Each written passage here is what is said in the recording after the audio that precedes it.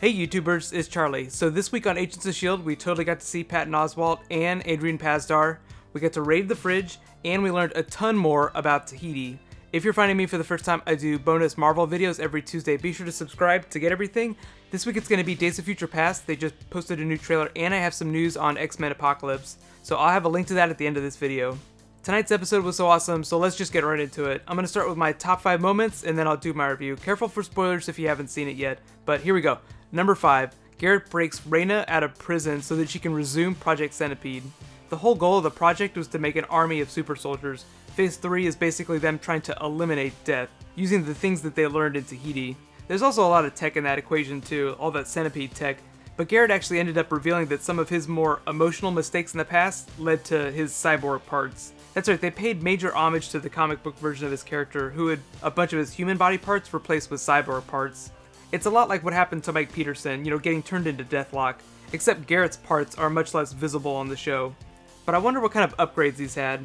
Back to Tahiti though, we learned that there was another scientist that was in charge of the operation. Nick Fury was only the one that authorized Coulson's treatment, so I'm really curious as to who that person was. Did anyone else get the vibe that Reyna might turn on Garrett at some point? She's all about making the world better, or whatever her idea of better is, and I think that she sees that Garrett doesn't care about making anything better. He's just more of a thug.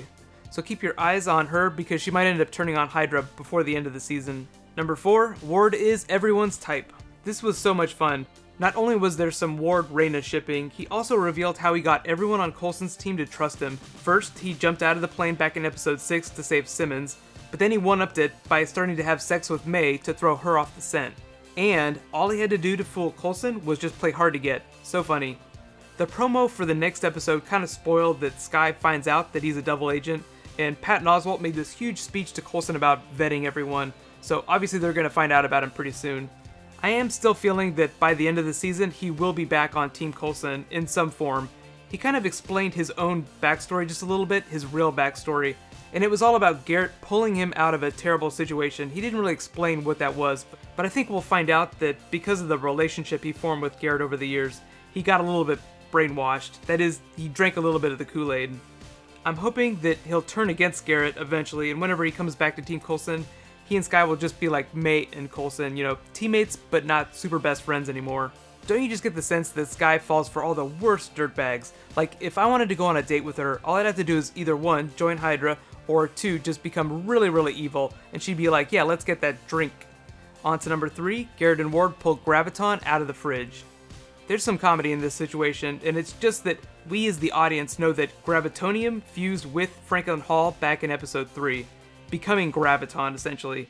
I think that whenever they open that box, it will just cause chaos for everyone. Graviton was a villain in the comic books, but that doesn't necessarily mean that he'll align himself with HYDRA and Garrett. He might just try to destroy both Garrett and Coulson because of what happened to him. That's the funny thing, it always seems like when classic comic book heroes get superpowers, because of some freak accident, they get really, really excited about it. And whenever villains get dosed with radiation or something else, they always seek revenge. In all fairness though, a lot of comic book villains only became villains because of the accidents that happened to them. Number 2, Garrett and Ward totally raid the fridge. I actually thought this was more fun than the Graviton reveal at the end. How funny was it that the fridge is actually on a beach? They were like kids in a candy store, and that scene where Garrett tells Ward about Project Slingshot is just so hilarious. If it looks dangerous, good. If it looks alien, great. Really though, after it was all said and done, my biggest question was what happened to all the monkeys that they shot into space? And my number 1 moment, Patton Oswalt becomes an agent of S.H.I.E.L.D. I felt like he had the perfect introduction on screen. That total nerd moment when he's over-explaining why the base has no name. They really took it to the nth degree with the nerdy basement metaphor, as if he's been holed up looking at porn and playing video games by himself in an underground bunker since the Avengers. That's a long time and a lot of porn. I'm really glad he's coming back in next week's episode, and I want to see how he's going to handle HYDRA Ward after they find out that he's trying to get the data on the hard drive. But now it's your turn. Let me know what your favorite moment was. Was it raiding the fridge, or Garrett and Reyna just dosing random people with that blue alien blood, or just evil Ward in general with that beard? This is so crazy. So here are actually some of the bigger comic book references that I spotted.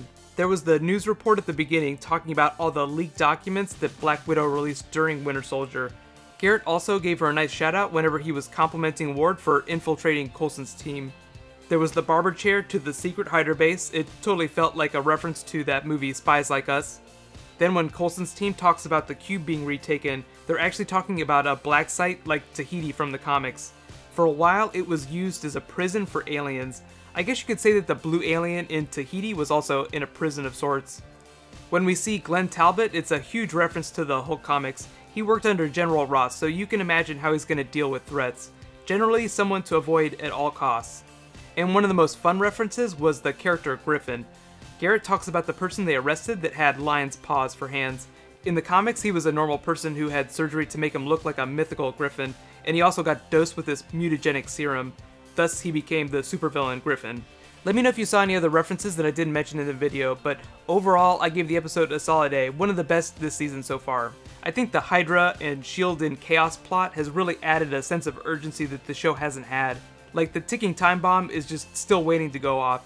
I love what they did with Ward's character too. At least now we know why his performance has been so wooden this year. I definitely didn't dig the Boy Scout aspect of his character. It was kind of like he was basing his double agent performance on how he thought Captain America would act in similar situations, which is kind of funny when you think about it. You know, basing an act on Captain America acting.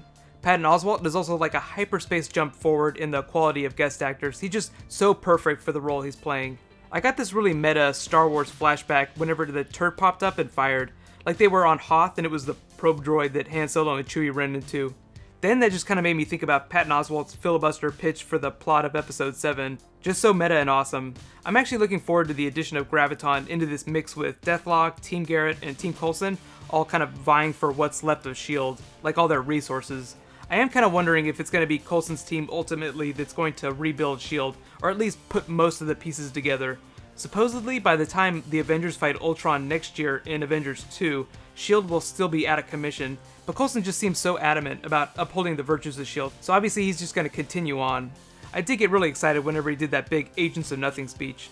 But let me know what your final thoughts are on the episode, and let me know what you think is going to happen to Agent Ward before the end of the season. You know, is he going to rejoin Team Coulson? But in other news, if you haven't seen it already, I posted the X-Men Days of Future Past trailer. You can click right here to watch it, and you can click here to get my Arrow Season 2 finale predictions. Thank you so much for watching. I'll see you guys tonight. High fives.